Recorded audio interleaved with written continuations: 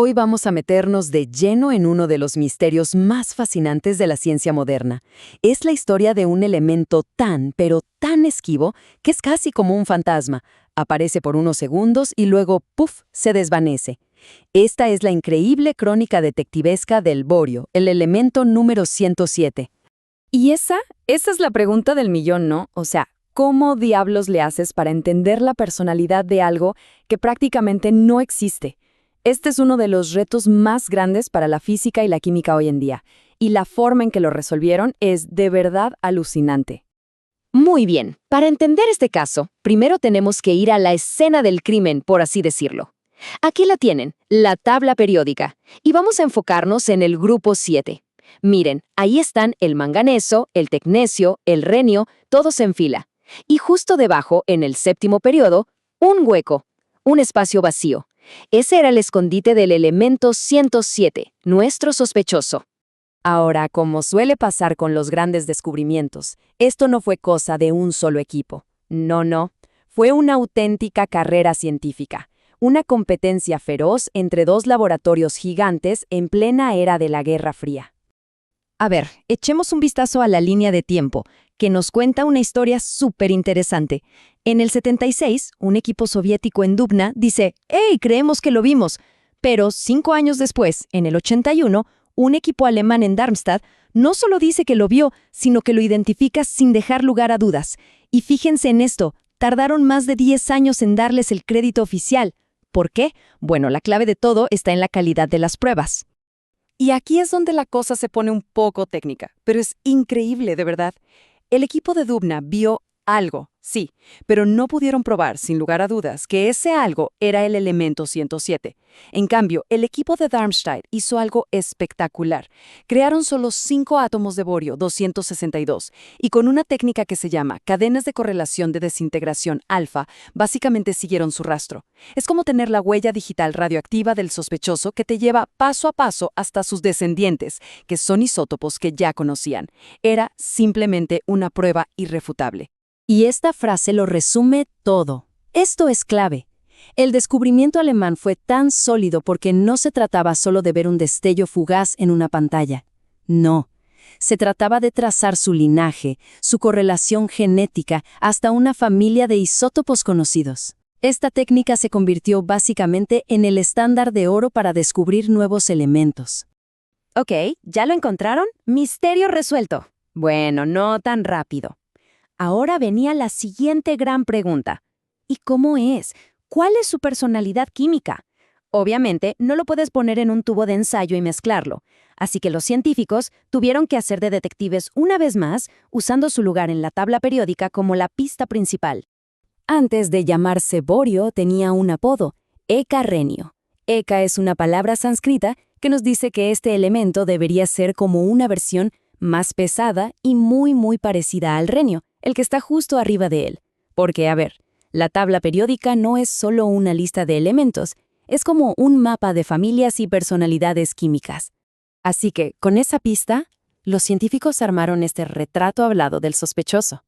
Se basaron en su hermano mayor, el renio, y predijeron, ok, el borio debería ser un metal sólido, con una estructura cristalina parecida, su estado de oxidación más estable será de +7, y debería formar estos compuestos volátiles muy específicos.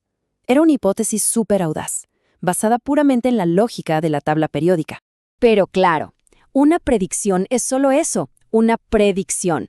Para confirmar de verdad quién era el borio se necesitaba un experimento, y no uno cualquiera, sino uno de los más delicados, precisos y francamente alucinantes que se hayan hecho jamás. La cita fue en el año 2000, en el Instituto Paul Scherrer, allá en Suiza. Un equipo internacional se preparó para lo impensable. Iban a tener, literalmente, una conversación química con un puñadito de átomos de borio. El plan era una verdadera obra de arte en 3 actos. Primero, crear los átomos. Usaron un isótopo un poquito más estable, el borio 267. Segundo, hacerlos reaccionar con un gas para que formaran ese oxicloruro que habían predicho.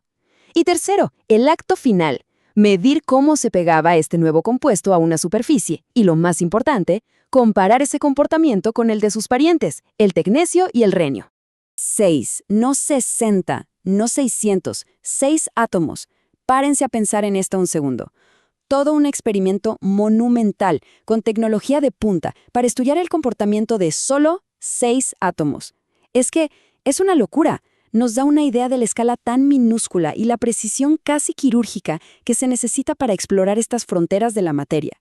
La pregunta científica era súper clara y directa. En el grupo 7 hay una tendencia. Conforme los elementos son más pesados, sus oxicloruros se vuelven menos volátiles. O sea, se pegan más fuerte a las superficies. La pregunta era, ¿el borio seguiría esta regla familiar? Si la respuesta era sí, sería la prueba definitiva de que pertenece, sin duda, al grupo 7.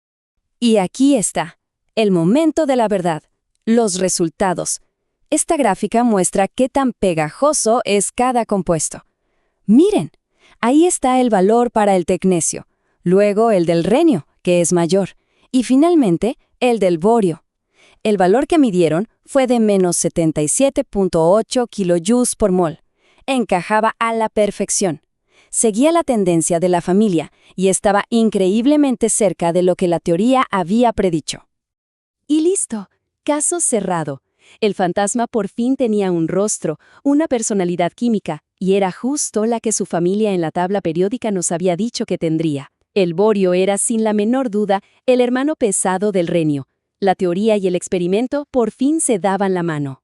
Después de ver toda esta hazaña científica, es normal preguntarse, bueno, ¿y para qué tanto lío? ¿Por qué invertir tantísimo dinero y esfuerzo en cazar estos elementos que duran un parpadeo y que, seamos honestos, no tienen ninguna aplicación práctica? Bueno, la respuesta es que esta investigación es absolutamente fundamental. Nos ayuda a entender los límites de la materia misma. Cada nuevo elemento súper pesado que creamos es como darle un martillazo a nuestras teorías sobre cómo funciona el universo a nivel atómico para ver si se rompen. Además, en estos pesos tan extremos, los efectos de la relatividad de Einstein empiezan a meter su cuchara en la química, cambiando las reglas del juego. Cada nuevo descubrimiento es una puerta a un mundo de física y química que ni siquiera sabíamos que existía. Y esto nos deja con una última idea para reflexionar. La historia del borio nos demuestra que podemos crear y estudiar materia que, en teoría, no debería ser estable.